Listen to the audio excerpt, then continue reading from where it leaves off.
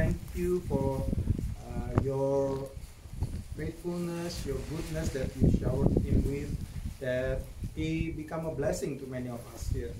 And in the midst of our happiness, we also like to hear from your word. So please bless this time as we about to hear from you. Please open our hearts so that we can accept the truth from your scriptures, so that it can shape our life, it can be the foundation that we can live our life forward. So we live according to your will, we live according to what you meant us to be, and ultimately we live a life that glorify your name. In Jesus' name we pray, amen. Oke, selamat siang. Bang Togar, selamat ulang tahun. Thank you. Ya, kita semua tentu merasakan banyak berkat dari Bang Togar. Ya, we are all here to receive God's blessing to him. Ya, all of us I think will have the same testimony that he is very God-led person. Ya, God really used him to become a blessing to many others. So we pray that more years to come, you become a blessing to others. Amen. Okay? And one verse that we like to share, or we like to read together, is from Ecclesiastes 3 verses 11. Ya, Ecclesiastes 3 verses 11. Mungkin Bang Togar boleh baca Pengkhotbah 3 ayat 11.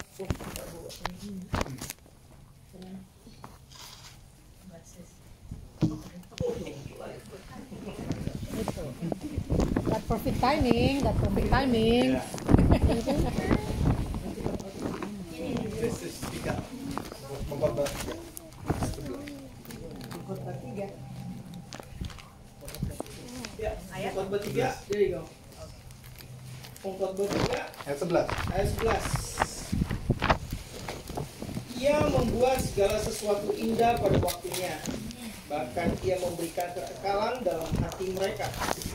Tetapi manusia tidak dapat menyelami pekerjaan yang dilakukan Allah dari awal sampai akhir. Amen. Thank you. Okay. I think we all heard about this verse, right? He has made everything beautiful in its time. Ya, tadi Sari testimoni. Wah, wait, not yet. Wait, you'll get the right time, right car at the right time. You know, it's everything God has made according to, and what God's made is beautiful in its time. Yeah, and we have to understand also this Ecclesiastes is a very interesting book. Yeah, because it was written by King Solomon. Ya, buku Pengkhotbah ini adalah satu buku yang ditulis oleh Raja Salomo. Raja Salomo bukan orang sembarangan. Alkitab mencatat, the Bible said 4,000 years ago, there is no man wiser than Solomon alive in this world.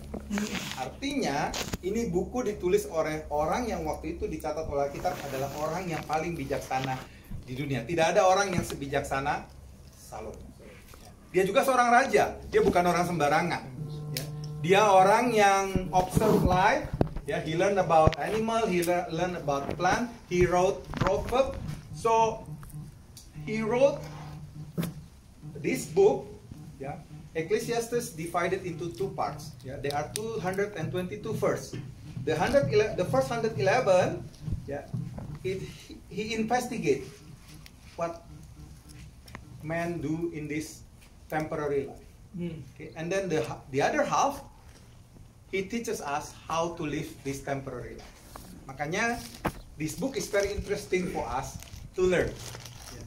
If you read from Ecclesiastes 1 to 6, yeah, based on his observation, yeah, as a wisest man, as a king, as a very well-known scholar, he noticed that, hey, you can work, yeah, you can gain wealth, but at the end of the day, it's all vanity. Itu semua sia-sia. Kamu boleh aja bekerja, kamu boleh makan, kamu boleh minum, kamu boleh enjoy life, tapi kamu mesti ingat itu semua sia-sia. Anything under the sun will go into vanity. So he said, seek wisdom. bukan tidak boleh mencari makan, bukan tidak boleh mencari kerja, tetapi di atas semuanya itu seek wisdom. Above doing your ordinary life, you need to seek wisdom, because wisdom is much more valuable than wealth itself. So, based on his observation in this Ecclesiastes 3, he said, "Oh, for everything there is a season for everything." If you read from verse 1 until verse 11, he says, "There is a time to born, there is a time to Die. there is a time to laugh, there is a time to cry, there is a time to speak, there is a time to be Silent. Yeah. Meaning to say, life is always like that. Yeah. If your life is always happy, then something wrong with your life. Yeah. Oh, if your life is sad, it's also, I don't think it's not the right way of living. Yeah. But you have to remember, God has made everything beautiful in its Time. Whether you are laughing, whether you are weeping, God has made beautiful in its. So maybe it's time for you to weep. Know that God has made it's beautiful for it.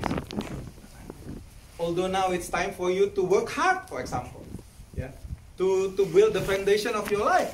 God has made beautiful in its.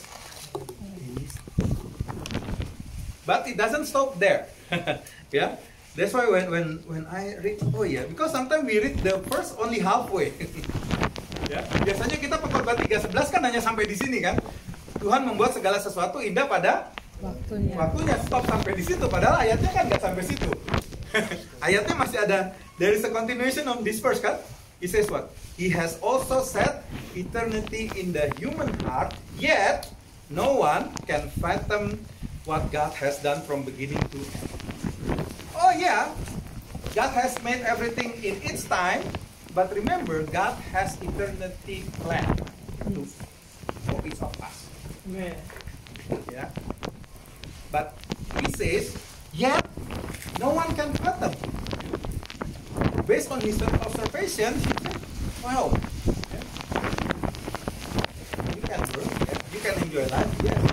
But more to it, you should understand that God has eternal plan for you. But how can man fail to see how marvelous God's plan to their life? What Solomon said is, man only see that this current life is their life, the whole life of mankind, which is no.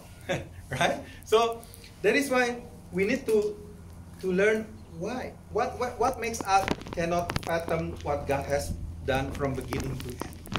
Of course, if you want to know what God has done or what God has planned to you, you have to understand first thing with who is God. Right? You have to start with God.